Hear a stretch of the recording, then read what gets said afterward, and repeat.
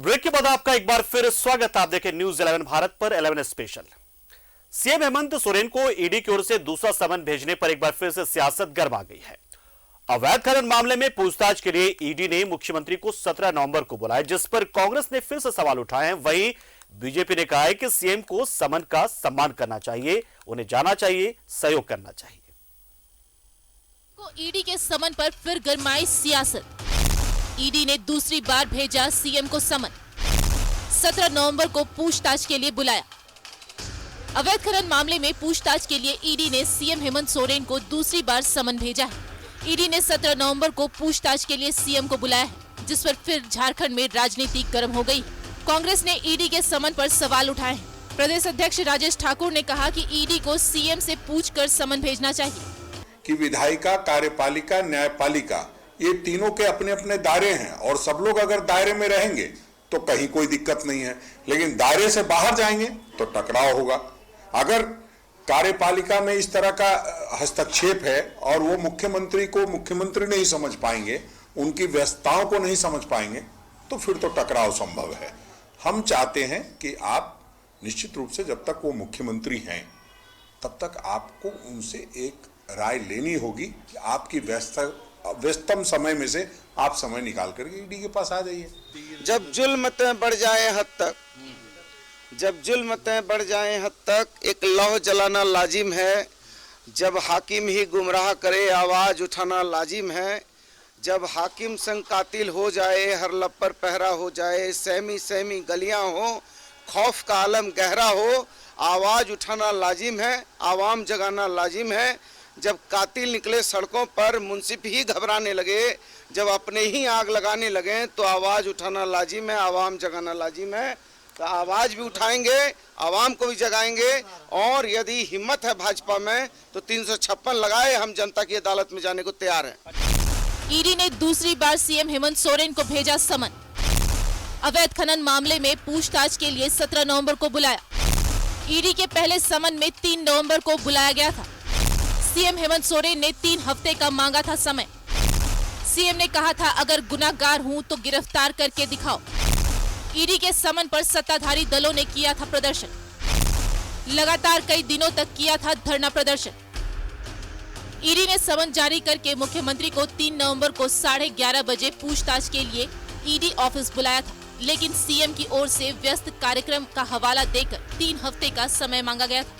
ऐसे में ईडी ने अब दूसरा समन जारी करते हुए 17 नवंबर को उन्हें बुलाया है। सत्ताधारी दल जहां ईडी के समन पर सवाल उठा रहे हैं, वहीं बीजेपी ने कहा है कि बहानेबाजी छोड़कर सीएम को समन का सम्मान करना चाहिए। कि अगर वो कानून का सम्मान करेंगे तो हेमंत सोरेन निश्चित रूप से हाजिर होंगे और उनको कानून का सम्मान करना चाहिए। ठीक है? इस तरह रिजिडिटी किसी एजेंसी की अच्छी रहती है क्या?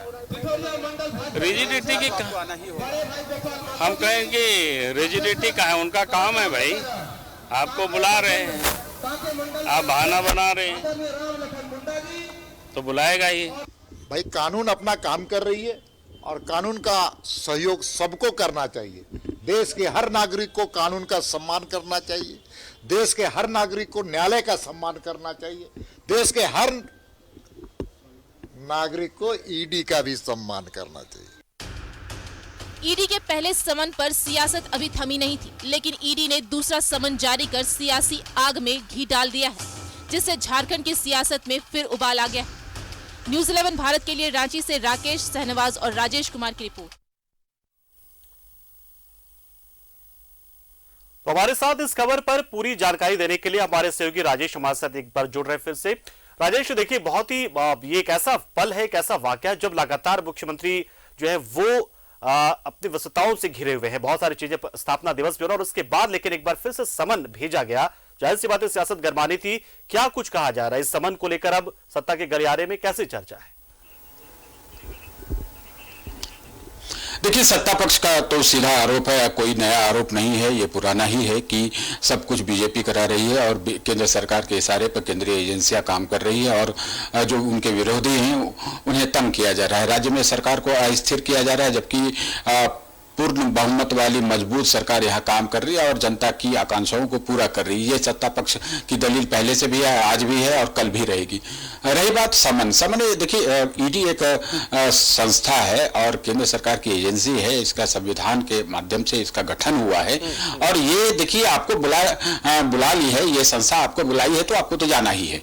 आप इसके लिए कोई उपाय ढूंढ सकते हैं, आप कोर्ट जा सकते हैं, कोर्ट का सहारा ले सकते हैं। अगर कोर्ट ने कह दिया कुछ तो फिर आपको नहीं बुलाया जा सकता है या फिर कुछ और कहा जा सकता है। आप देखें कि ताजा प्रकरण आप कल ही संजय राउत जो शिवसेना के नेता हैं वो उनके मामले में ईडी ने वहां ईडी को बड़ी फटकार लगाई है और कहा है कि इस तरीके से गिरफ्तारी होती है और जिस प्रकार से उन्हें कैद में रखा गया है वो एक तरह से किसी व्यक्ति के अधिकार का हनन है। तो ऐसा भी मामला आता है तो कानून अपना काम करता है, कानून आपके लिए भी है, सबके लिए है और वो संस्था है, उसने बुलाया है। एक बार आप नहीं गए, आप उस दिन 3 तारीख को था, 3 नवंबर को आप नहीं गए, आप छत्तीसगढ़ चले गए और उन्होंने एक तरफ सार्वजनिक कार्यक्रम में उन्होंने कहा कि अगर साक्ष्य है ईडी के पास तो गिरफ्तार कर ले। तो ऐसी गिरफ्तारी नहीं होती किसी की, मुख्यमंत्री ये जानते होंगे, लेकिन राजनीतिक मायने मतलब है अपने कार्यकर्ताओं को थोड़ा उद्वेलित करने के लिए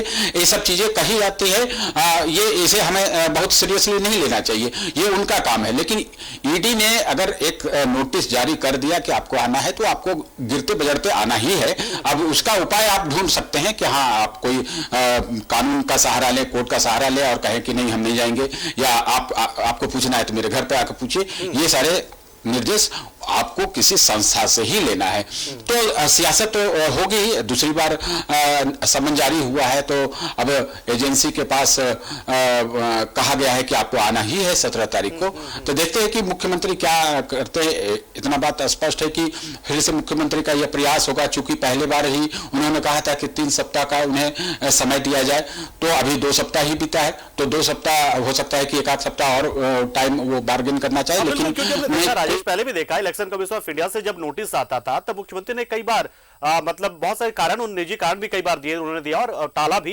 तो इलेक्शन कमीशन ऑफ इंडिया भी उस वक्त हमने देखा कि मान जाता, तो उन्हें पता है, इलेक्शन कमीशन ऑफ इंडिया को पता है कि भैया मुख्यमंत्री इनके पास व्यस्तताएं बहुत ज्यादा रहती है, चीजें बहुत सारी रहती है। तो क्या मतलब मोहलत मिलने की मतलब है कोई गुंजाइश या फिर 17 मतलब यानी कि मतलब पूछताछ में शामिल होना पड़ेगा पूछताछ में? देखिए, प्रॉपर रिप्रेजेंटेशन के आधार पर और प्रॉपर ग्राउंड जो रियल ग्राउंड है इसके आधार पर मुख्यमंत्री समय की मांग कर ही सकते हैं। और वैसे वो कानूनविदों से राय भी ले रहे हैं कि इसका क्या रास्ता निकल सकता है। लेकिन ये मान के चलिए कि ईडी ने बुलाया है तो अगर इसमें फेल होते ये नहीं जाते हैं तो ईडी स्वतंत्र होगी कि वो आगे क्या कदम उसे उठाना है। उसमें देखिए कानून का सहयोग करना ये सभी का काम है, भारत के किसी भी नागरिक का। ऐसा नहीं कि किसी मंत्री को बुलाया जा रहा है, विधायक को बुलाया जा रहा है या आम आदमी को बुलाया जा रहा है, किसी अफसर को बुलाया जा रहा है तो उसे पनिश करने के लिए बुलाया जा रहा है, उससे सहयोग लिया जाता है कि आपके अच्छा, लेकिन एक सवाल मेरे मन में राजेश, देखिए एक चीज हम जो देख पा रहे हो, खासतौर से रिपोर्ट हमने दिखाई कि कांग्रेस इसको लेकर ज्यादा मतलब जो है वो नाराजगी जता रही है। लेकिन वही हम दूसरी ओर देखते हैं कि कांग्रेस के जो शीर्ष नेतृत्व हैं जिसमें कि राहुल गांधी, सोनिया गांधी तक ईडी के दफ्तर पहुंच जाते हैं पूछताछ के लिए, तो इस मुख्यमंत्री को अब नहीं जाने देने के लिए कांग्रेस से क्यों ऐसा कर रही होगी?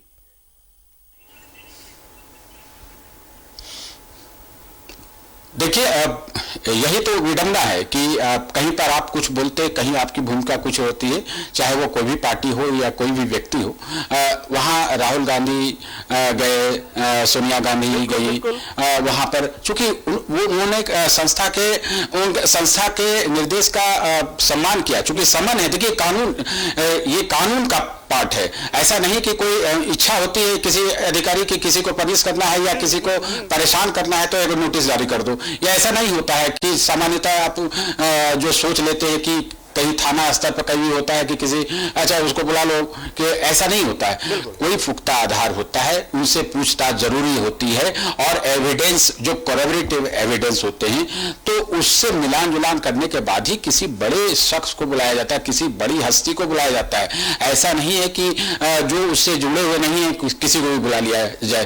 तो इस मामले में अभी मुख्यमंत्री के आप जानते हैं कि कुछ लोग उनके जैसे विधायक प्रतिनिधि है वो जेल में हैं, उनसे जुड़े हुए कुछ और लोगों से पूछताछ भी हुई है, कुछ न्यायिक हिरासत में है।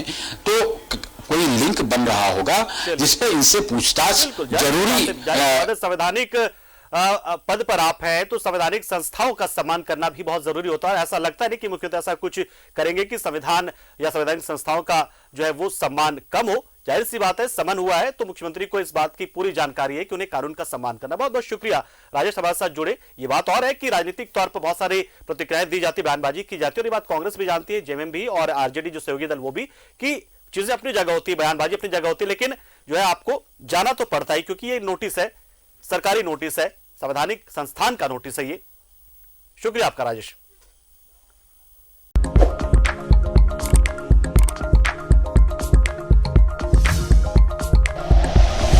Like and share videos, subscribe करें हमारा चैनल और प्रेस करें बेल आइकॉन। News 11 भारत, सच है तो दिखेगा।